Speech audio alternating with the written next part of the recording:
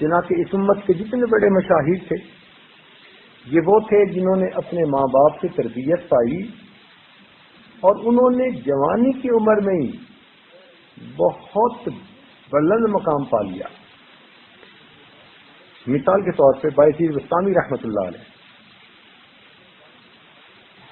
جنید بغدادی رحمۃ اللہ ان کے بارے میں فرمایا کرتے تھے کہ جس طرح فرشتوں میں جبرائیل علیہ السلام کا مقام ہے، میری نظر میں اولیاء کی دنیا میں بایزید بستامی کا وہ مقام ہے. بچپن میں یتیم ہو گئے اور یاد رکھیں اس دنیا میں یتیم ہی در یتیم بنا کرتے ہیں. جب ظاہری سہارے نہیں نہ ہوتے پھر اللہ تعالیٰ اس کا سہارا بن جائے. ماں نے تربیت کی اور یہ بچہ لڑکپن سے ہی سعادت مند بنا اور عین عالم شباب میں یہ عالم بھی تھا، ولی بھی تھا، اپنے وقت کا بہت بڑا شیخ بھی تھا. امام غزالی رحمۃ اللہ علیہ، ابو حامد محمد غزالی، یہ بھی اپنی ابتدائی عمر میں یتیم ہو گئے تھے. ان کی تربیت ان کی والدہ نے کی، ان کی تربیت ان کی والدہ نے کی. دو بھائی تھے، بڑے احمد غزالی، چھوٹے محمد غزالی، جن کو امام غزالی کہتے ہیں. یہ امام غزالی رحمۃ اللہ علیہ اپنے وقت کے خطیب، مفتی اعظم سب بن گئے تھے. ان کے بڑے بھائی بڑے نیک تھے، صاحب روحانیت تھے، مگر ان کے پیچھے نماز نہیں پڑھتے تھے. تو ایک دن انہوں نے اپنی والدہ صاحبہ سے کہا کہ امی، سارے لوگ کہتے ہیں کہ تیرا تو بھائی تیرے پیچھے نماز نہیں پڑھتا. تو ماں نے بیٹے کو کہا کہ بیٹے اکیلے پڑھنے کی بجائے مسجد میں جماعت سے نماز پڑھا کر. اگلی نماز میں بڑا بھائی بھی چلا گیا، اس نے ایک رکعت تو پڑھی. جب دوسری رکعت شروع ہوئی نا تو بڑے بھائی نے نیت توڑی اور گھر آ گیا. اب پہلے سے زیادہ فتنہ اٹھا. تو امام غزالی رحمۃ اللہ علیہ بڑے ڈپریس تھے، گھر آئے. امی اس نے تو پہلے سے زیادہ تماشا کر دکھایا. دوسری رکعت میں نماز توڑ کے واپس آ گیا. تو ماں نے بلایا، پوچھا بیٹے تم نے ایسے کیوں کیا؟ اس نے کہا امی آپ نے حکم دیا تھا کہ بھائی کے پیچھے نماز پڑھنا. جب تک یہ نماز میں تھا میں اس کے پیچھے رہا، جب یہ نماز میں نہیں تھا تو مجھے کیوں کھڑے ہونے کی ضرورت؟ اب ماں نے پوچھا بڑے سے چھوٹے سے کہ کیا بنا؟ شرم سے سر جھک گیا. کہتے امی بھائی ٹھیک کہتا ہے، پہلی رکعت میں میری توجہ پوری کی پوری اللہ رب العزت کی طرف تھی. دوسری رکعت میں جب کھڑا ہوا تو نماز سے پہلے میں نے درس دینا تھا، تو اس میں فقہ کے مسائل پڑھ رہا تھا، مستورات کو درس دینا تھا. تو ان میں سے ایک مسئلے کی طرف میرا دھیان چلا گیا تو میرا دھیان نماز میں نہ رہا. تو بڑے نے کہا کہ جب یہ نماز میں تھا ہی نہیں، میں نے نیت توڑی میں آ گیا. ماں نے ٹھنڈی سانس لی اور ٹھنڈی سانس لے کے کہا افسوس میرے دو بیٹے اور دونوں میں سے میرے کام کا کوئی بھی نہ نکلا. میرے دو بیٹے اور دونوں میں سے میرے کام کا کوئی بھی نہ نکلا. تو دونوں حیران. تو دونوں نے پوچھا کہ امی وہ کیسے؟ فرمان لگے وہ ایسے کہ چھوٹا آگے کھڑا تھا اور نماز کی حالت میں عورتوں کے حیض و نفاس کے مسائل پہ غور کر رہا تھا، اور بڑا اس کے پیچھے کھڑا تھا تو وہ کھڑا اپنے بھائی کے دل کی کیفیت پہ غور کر رہا تھا. نہ اس کی توجہ اللہ کی طرف تھی نہ اس کی توجہ اللہ کی طرف تھی. دونوں میں سے میرا تو کوئی بھی نہ بنا. وہ تصوف کے باریک مسائل جو وقت کے بڑے بڑے مشائخ حل کیا کرتے تھے، اس وقت کی مائیں حل کر دیا کرتے. تو امام غزالی بھی عالم جوانی میں امام غزالی سن گئے تھے۔ شیخ عبد القادر جیلانی رحمۃ اللہ علیہ عین عالم شباب میں وقت کے بڑے شیخ بن چکے تھے۔ حضرت خواجہ معین چشتی اجمیری رحمۃ اللہ علیہ عالم جوانی میں اپنے وقت کے بڑے شیخ بن چکے تھے۔ حضرت خواجہ قطب الدین بختیار کاکی رحمۃ اللہ علیہ عین عالم جوانی میں وقت کے بادشاہوں کے پیر بن چکے تھے۔ یہ وہ لوگ تھے جنہوں نے اپنے ماں باپ سے اچھی تربیت پائی اور پھر جوانی میں وہ پھر آسمان ہدایت کے اوپر ستارے بن کے چمکے۔ آج بھی ہم ان کا نام لیتے ہیں تو ہمارے دل میں ان کی عظمت آ جاتی ہے۔ صرف یہی نہیں، اور بھی بہت ساری مثالیں ہیں۔ چھوٹی چھوٹی عمر میں بڑے بڑے کام کرنے والے۔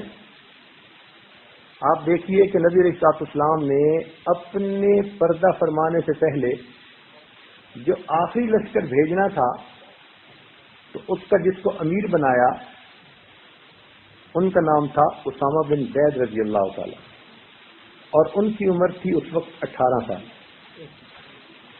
18 سال کی عمر میں وہ لشکر کے امیر بنے۔ محمد بن قاسم جس نے ایک بڑے علاقے کو فتح کر کے وہاں اسلام پھیلایا، جب یہ لشکر کا امیر بن کے آیا تو اس کی عمر کتنی تھی؟ 17 سال۔ آج 17 سال کا بچہ گھر نہیں سنبھال سکتا، ان 17 سال کے بچوں نے پوری فوج کو سنبھالا اور سینکڑوں میل تک دین اسلام کو پھیلا دیا۔ ان کے اندر یہ کیسے نعمت آئی کہ ان کی ڈائریکشن ٹھیک تھی، انہوں نے بڑوں کی ہدایات کے مطابق زندگی گزاری، تھوڑے وقت میں زیادہ کام کر لیا۔ آج کے نوجوان کی زندگی میں ڈسٹرکشن بہت ہوتی ہے، فرسٹریشن بہت ہوتی ہے، اس کی وجہ سے اس کی زندگی میں نیٹ آؤٹ پٹ جو ہوتا ہے نا کاموں کا، وہ بہت تھوڑا ہوتا ہے۔ امام شافعی رحمۃ اللہ علیہ 13 سال کی عمر میں امام شافعی بن گئے تھے۔ درس قرآن شروع ہو گیا تھا 13 سال کی عمر میں۔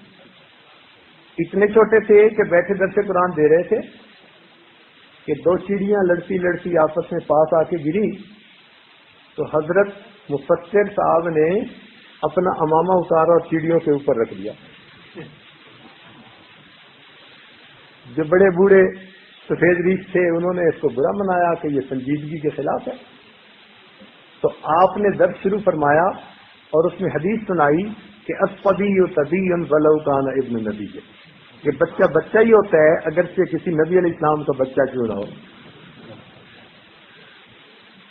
تو گویا اس عمر سے انہوں نے درس قرآن شروع کر دیا۔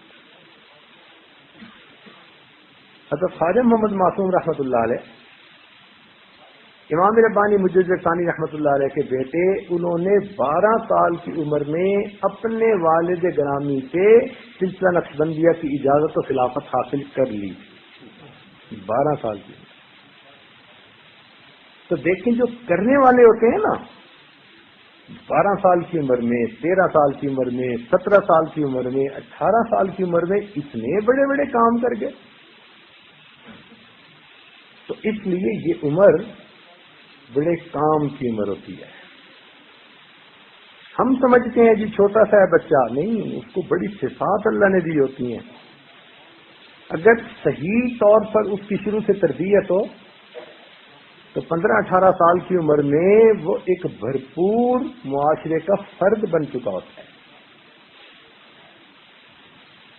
مگر اس میں یہ وہی بنتے ہیں جنہوں نے بچپن سے تربیت پائی ہے۔